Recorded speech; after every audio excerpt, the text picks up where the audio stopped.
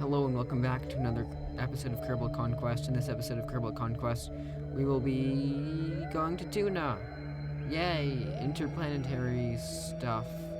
Um, Kerbal Conquest is a series where I play career mode. You don't have to watch the episodes in order, but this is Duna. Yay! This is the rocket I built. It has boosters and a second stage. And it's got nuclear rocket engines. I think I was trying to say nerve, and then I ended up saying nerve killer or something like that. Nercular? I don't know. English is hard. Well, anyway, what? It just showed fairing deployed twice. Oh no, me bad at video editing. My whole life is a lie. No, well, just pretend it didn't show the fairing deployed twice, okay? Because you probably wouldn't have noticed it if I didn't point it out. Well, actually, you definitely would have noticed it. Anyway, this is, me getting a transfer window to Duna. If you draw a line from Kerbin to the sun to Duna, the angle that line forms at the sun has to be 45 degrees. I'm just copying Matt Lown, as you can tell. I can't make any original content. Well, anyway, that was the air brake. That was not an air brake. That was, a burn. And I wasn't burning because of the Oberth. I wasn't splitting that up into 4 burns because of the Oberth effect. I was doing that because otherwise my periapsis would drop below 70 kilometers. And that would be bad. And, the Kerbols would crash into the ground and die, which... Actually, that wouldn't be that bad, but, okay, escaping Kerbin, and now that's, a mid-course correction burn. Wait, would you call it a mid-course correction? Because it's not really mid-course. Anyway, it's a course correction. It's an early course correction burn. There we go.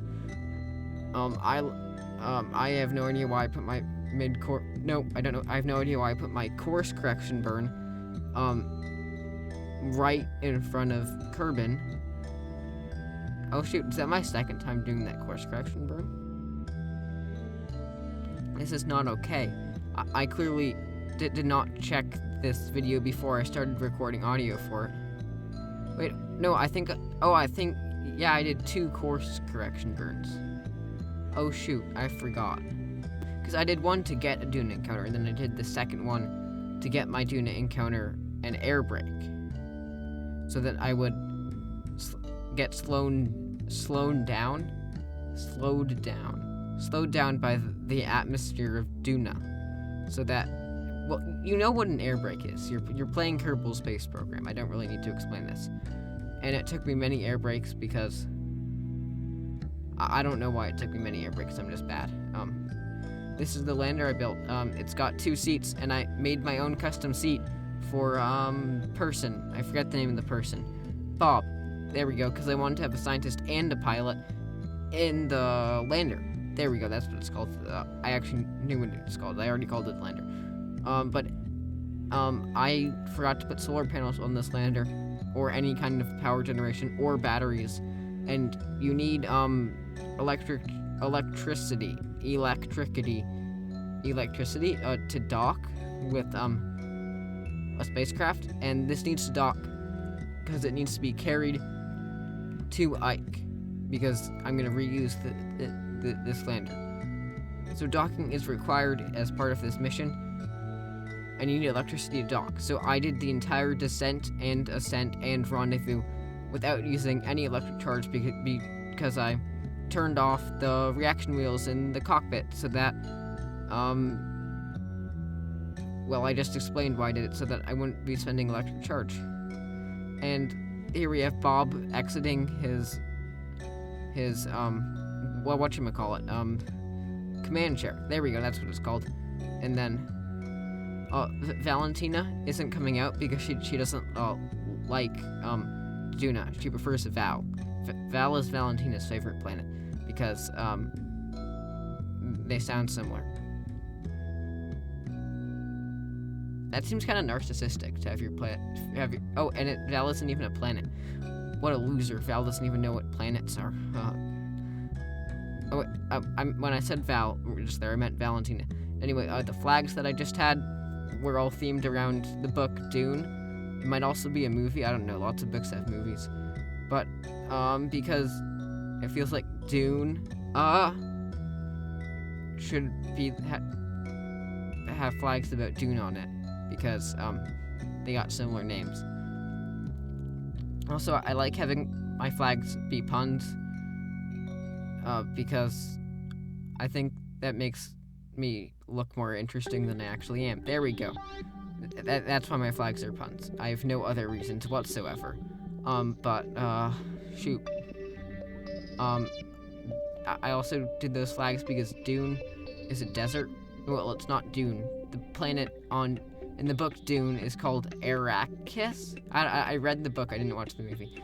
So like, I don't know pronunciation, but I think it's like Arrakis. Arrakis, I think. It's a desert planet. That's what I was trying to say. And on the screen right now, I'm trying to do a plane change burn with no reaction wheels. It's very hard. You should try it. Wait, is it actually a plane change? I have no idea what's happening on screen. Oh, this one's the plane change. I don't know. And Rendezvous, talking about Dune. Wouldn't it be cool if they added, like, big sandworms to Duna? Because, like, Dune has sandworms. And on screen right now, I'm doing a ton of time warp because I accidentally set up my rendezvous backwards. Well, actually, I didn't do this accidentally. It's really hard to control thingies, and I ended up accidentally having my rendezvous make it so that I was going away from the nerve ship, the mothership. There we go, that's what it's called. And then that was bad, but it wasn't, because if you go away from something for long enough, then you just go back towards it, because the Earth is not flat, it's round. And look, reaction wheels have been turned on now. This is the docking. Docking is fun. And I have nothing better to talk about, so let's talk about Super Smash Bros. I used to play it with my friends, but I haven't anymore, because I play on Wii, and you have to be in person to play on Wii. Sadness, COVID-19. But, anyway, I was thinking that it would be cool if they added Kerbols to Wii, because, no, not to Wii, to Super Smash Bros., which will never happen, because Kerbols are not Nintendo. There we go. And if we want to play, Kerbols and Kerbal Space Program, no, not in Kerbal Space Program, in shoot, that other one, Super Smash Bros., you have to play Kirby. Because Kirby has, like, the same name as a Kerbal. It's Kerb. Oh, kind of. No, not really. And then also, Kirby's attacks are very similar to the attacks that a Kerbal would have. She can fly, and she can litho break. Her down B attack, she turns into like a rock and slams into the ground. Obviously, if a Kerbal was being a Kirby, if you reskinned Kirby as a Kerbal, then instead of turning into a rocket slamming into the ground, you would turn into a capsule and slam into the ground. Because that's all that ever happens in Kerbal Space Program, according to the memes on the subreddit. Yeah, but anyway, since I still have nothing better to talk about, I'm going to talk about this angry person who commented on a Shadow Zone video. I forget what their name was, but they said, it's horrible that they're making, this is a paraphrase, it's horrible that they're making Kerbal Space Program 2 targeted towards newer players. They're changing the UI so that my eye muscle memory no longer works. And that's so not true. You'll get used to, like, looking. So for those of you who don't know, the UI in KSP2 is supposedly going to be on the left side of the screen instead of the middle, And they're like, oh no, I've been used to looking at the middle for UI, but now, no, not the UI, specifically the nav ball is going to be on the left side of the screen, and the staging is going to be on the right. So they like flipped them. And they're like, oh no, my eye muscle memory is going to die. But you can get like, it's not going to be that hard to look to the left side of the screen instead of the middle. You'll get used to that in like 10 minutes. And also, we want there how do you English? We want more new players to start playing Kerbal Space Program, because if there are more people playing, then there's more great content on the interwebs about Kerbal Space Program that we can enjoy, and there's going to be more people that we can play with, especially since Kerbal Space Program 2 is going to have a multiplayer. We want there to be more people so that we can play with them. And just in time, I was just in time for that beautiful landing that happened on screen. Oh, textbook landing. Nothing went wrong in this landing. Totally nothing. And this totally wasn't my third take. Actually, I think it was my fourth take. So, yeah, it wasn't my third take. Ha, take that. Ha, making all these take on me. That's my least favorite song. Well, it's not my least favorite song, but it's a bad song. And now we're ascending into orbit in this small lander thingy. It's cool. And no screen recorder for this final part of the ascent and rendezvous, but we do have this final part of the ascent and rendezvous, where my lander ran out of fuel because it's hard to fly things without reaction wheels, and I had to do the rest of the landing using Kerbals. No, not landing. I had to do the rest of the rendezvous using Kerbal jetpacks, which is totally fine. I do this many times in my missions. Oftentimes I'll just purposely put less fuel in my landers than there needs to be, because I've got a 500 meter per sec. I've got a upper stage with 500 meters per second of delta V, and it's called the Kerbol.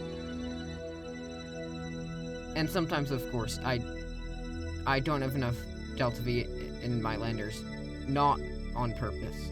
And that's what happened in this situation. Well, I had enough delta V, at least I think I did, but I didn't have enough electric charge. There we go. That's the thing that I was missing. But now we're getting into Dune orbit, another Dune Arrakis, whatever you call it, spice book. And even though I put the effort into getting a proper encounter window to encounter that Kerbin thingy, I still had a bad transfer because, well, I messed up my transfer and I was too lazy to just try again and reload a quick save. So I just spent extra delta V on my Kerbin transfer, because I have way too much delta V in this nerve stage. It's like nerves. And technically it should be NERVA, Nuclear Engine for Rocket Vehicle Application. Well, that's the real world one. I don't know what NERV stands for. Is it Nuclear Engine for Rocket Vehicles? No, not vehicles. That's a bad pronunciation of that word. It's vehicles. There we go. When you're actually trying to say it correctly, it actually gets harder to say it correctly. Wait, I just said it correctly, as in like the actual word it. This was a terrible commentary, probably because this is my second try at this commentary, because I forgot to save the other one that I did, and now I have to redo it, and I always have worse commentaries the second time I do things, which is why my commentaries are always so bad, because I never do second takes, because I think I'm superstitious, or something like that. Oh, and right there, I re-entered the atmosphere using the nerve attached, because I wanted to crash nuclear waste into the surface of Kerbin. And also because I just forgot to detach it before entering the atmosphere, and I was just like, hey, it would be cool if I tried to crash nuclear waste into the it wasn't waste at the time, but it would be cool to like get some nuclear waste on the surface of Kerbin.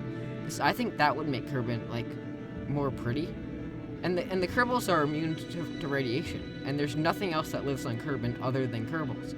So that would be like totally fine for all the local wildlife, which there aren't any. That would be like a cool feature in KSP2, like if they added wildlife and you could crash into like bears when you landed. Yeah, and then of course I totally 100% purposefully forgot parachutes, and on the screen right now we have Kerbols.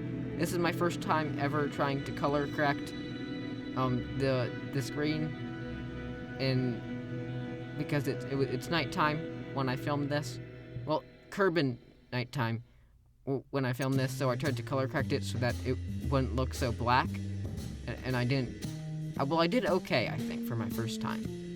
Remember to like, share, and subscribe if you want to, but you don't have to. Okay, bye.